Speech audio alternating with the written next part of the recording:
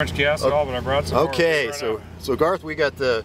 Tell me about this car, just as we drive away. Okay, a 1953 Jaguar XK120 FHC, which stands for Fixed Head Coupe. Pretty rare model. They made about 2,600 of these. In its day, it was the world's fastest production car and the first car to average over 100 miles an hour for a week, day and night, continuously. So, tell me about your inspiration here. This is a hybrid. Right. It's not a Prius hybrid, right? But this is another type of hybrid, a rare hybrid. This is an early resto rod. When I bought the car, it was without the Jaguar engine, and actually without some other parts too. And so I decided to repower it with a Chevrolet power, make it into a hobby car daily driver that you can afford to operate. And it actually has turned out pretty well. The Chevy 350 V8 is 100 pounds lighter than the Jag motor and about 120 pounds or 120 horsepower stronger. So what you have is a very torquey, smooth, inexpensive car that goes very, very fast if you need it to. We're going to take a right up at that street right there. Yeah, we're going to head down to the park. Right. We are. Right here? Yeah. Okay.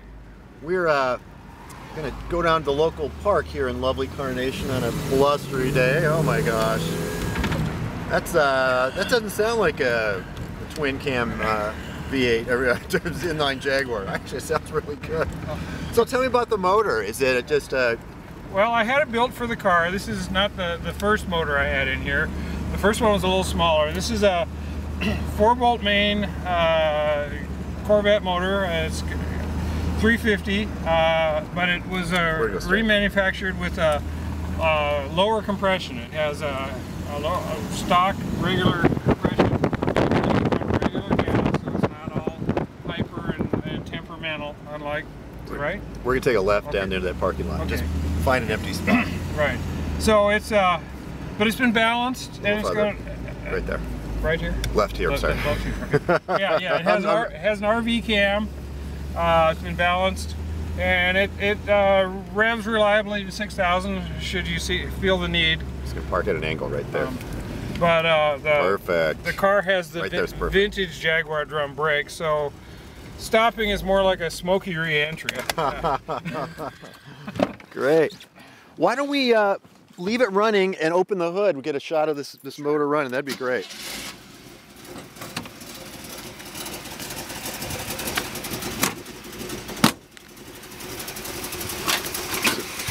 Oh, look at that. So it's a 350 Corvette motor, huh? Yeah. And, excellent. Fits right in there.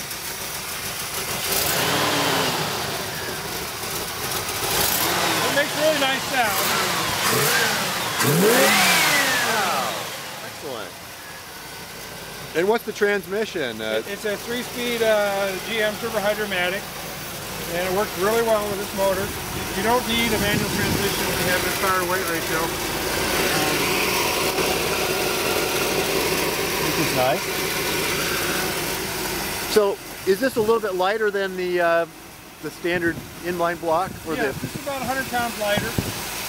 Now, something I really like here, we got the center of the engine right here, and we got the axle where the center of the engine's about 1.5 feet behind the rear axle or the front axle, so we got a nice mid-engine sort of effect going on, if I can say that. Right. The car handles really well, and it also rides very well, surprisingly well for as old a sports car as it is. It's nothing like some of the later Triumphs and MGs. It's got the longer wheelbase, and this car was built on a shortened version of the Mark 7 frame, so it has a very sturdy frame.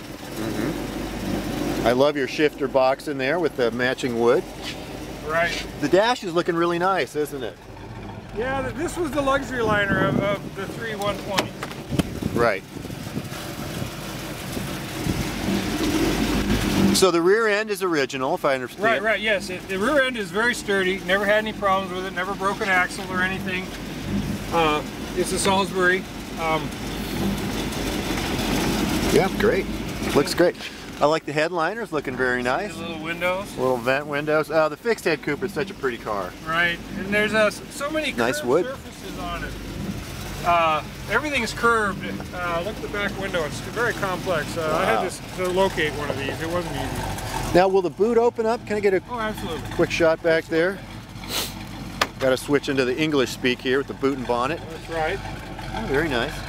Yeah, this car has an aluminum hood, trunk, and doors. It weighs about 3,000 pounds. It weighs exactly 3,000 pounds wet as it sits. So, talk to me about the body. You climbed under, I mean, it looks pretty clean. I mean, it's not perfect. We can see some little flaws here, you know, little metal. But overall, it looks really pretty solid to me, doesn't it? Well, this car was disassembled when I bought it, and the reason I bought it is because it was almost completely rust-free. Which is a rarity in these cars. Which is a rarity. It's been stored indoors most of its life. It was painted 30 years ago, so what you see is what you get as far as rust and paint. Let me lower that. Sure. I believe all the body panels are the original ones. Okay. I have the factory archive sheet that indicates the numbers, and it was originally a black car. Originally black, okay. Right. It was black when I got it. Which is a stunning color for these cars. Right. White's a nice color with these two, very traditional. Right. Well, this is nice. Thank you for dropping it by. We're excited. This is a new piece of Vintage Motors inventory here. We're very excited about it. Great story. So I'm going to turn off the video camera. Again, this is available at Giordano's Vintage Motors, www.giocars.com. See us on the web. Exciting car. We love hybrids. We love British cars, and this is a great story here with Garth.